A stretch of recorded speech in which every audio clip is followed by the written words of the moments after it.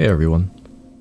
Today we're going to go over a little bit of a wild card today, and it's going to be a scout class. Starting with the headsets, they're a lot easier to pick nowadays because BSG reduced the hearing advantage of higher tier headsets.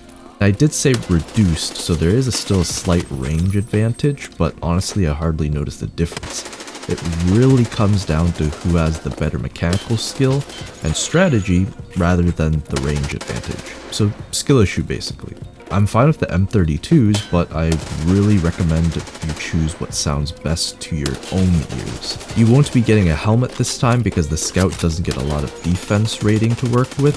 If you really want that level 3 helmet, you can swap your armor out for a plate carrier like an HPC, which would give you enough points for a helmet. I wouldn't recommend it though because the level 3 soft armor from your trooper is pretty integral in allowing you to survive more body shots. Speaking of the trooper, I have outfitted it with level 4 plates. I purchased the Kobra arms plate because it is marginally better, but the default Noosphere tech is just as good. Put it into perspective, the Kobra arms have a 55 total durability and a 133.3 through repeating true durability, with a 0.4125 destructibility rating. And the Noosphere has 45 total durability, but 100 true durability, with a 0.45 destructibility rating. And there is no way to fit in side plates, so your sides are completely unprotected. I should also mention though that if you have some more rating points that you could spare, if you've unlocked the CPC mod 1 plate carrier, which is an armored tactical rig, it would provide you with more side protection, but it is more expensive. The side protection is only level 3 soft under armor.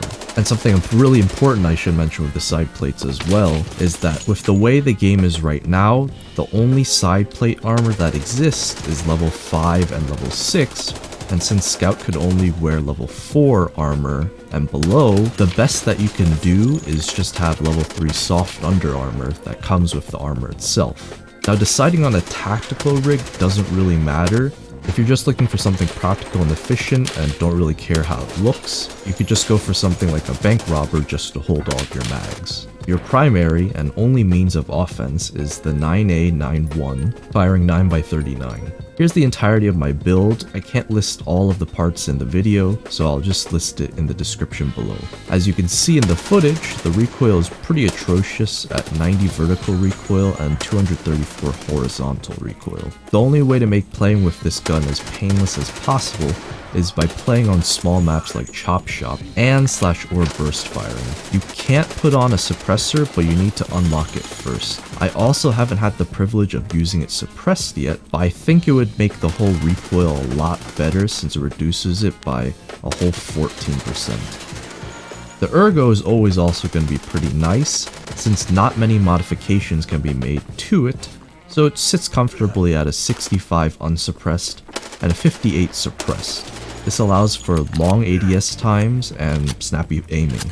The 9A91 also has one of the fastest fire rates in the game at 900 rounds per minute. It's very rare for someone to be able to outgun you unless they're using something that shoots faster like a VSS or a Vector. Another pro is that the weapon is very compact, so barrel stuffing is pretty much a non-issue for this gun. The tactical device situation is also kind of unique because you either have to use a dovetail mount, which allows a tac device, or use the Hydra scope mount and put a tactical device on that way. We have 4 mags of 20 rounders, including the one in the gun, and all are filled with SP6. It's the second best 9x39 round, but it's definitely good enough because it has 48 penetration, and combining that with the fast fire rate of 900 RPM, it drops people usually very quickly. And last but not least, we have our medical setup. The philosophy I follow is that since there's not a lot of time to heal everything, you should just get stuff that could be used as quickly as possible. So I have a cheese and 2 stimulants. The AHF1 stimulant stops and prevents any kind of bleeding for 60 seconds. So this will replace all of your healing stuff like your Salawas, your bandages, your Grizzly, all that kind of stuff to stop bleeds.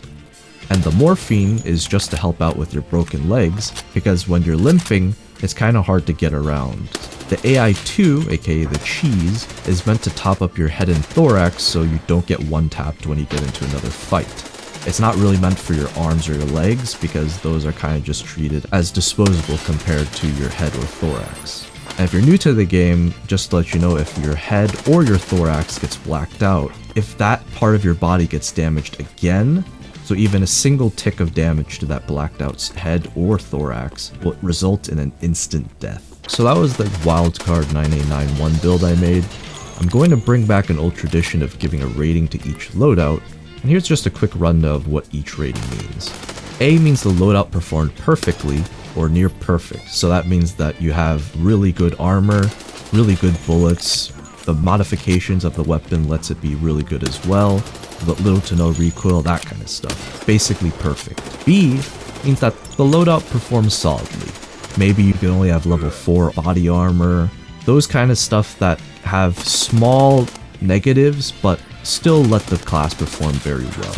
C means that the loadout has a lot more negatives, and you might be stuck playing certain maps, but it's still pretty good in those maps that you're restricted to. D means that you'll have to make a lot more compromises, so instead of choosing just a small map to play better on, you might have to choose a small map and change the way that you play. So instead of being aggressive, you'll have to play a lot more reserve, that kind of stuff. It typically also has a lot of negatives like bad ammo or being heavy, along with those other compromises that you have to make.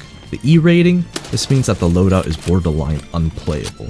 No amount of modifications to your gun or playstyle will make this class a good class, and you'll likely have a negative KD unless you are super good at this game. And F, if a class has this rating, it means just don't even bother playing it. If you're going in with any expectations of performing really well, you'll only end up getting very angry with yourself. And each letter could also be given a plus sign or a minus sign, with the plus sign being the best, and the minus sign being the worst, and no sign being in the middle. So, taking all this into consideration, I'm giving this loadout a C+. 48 penetration and the fast fire rate make for a deadly combination, and the armor, despite being level 4 plates on level 3 soft armor, it's adequate enough in the current landscape to take several hits. You're also very light and mobile, so running around like a headless chicken is a surprisingly viable tactic. This class was pretty unique, but I won't be using it that much because the 9A91 suppressed isn't too great for the recoil alone. I'll let you know in the comments if the suppressed is better, but thanks for watching and take care.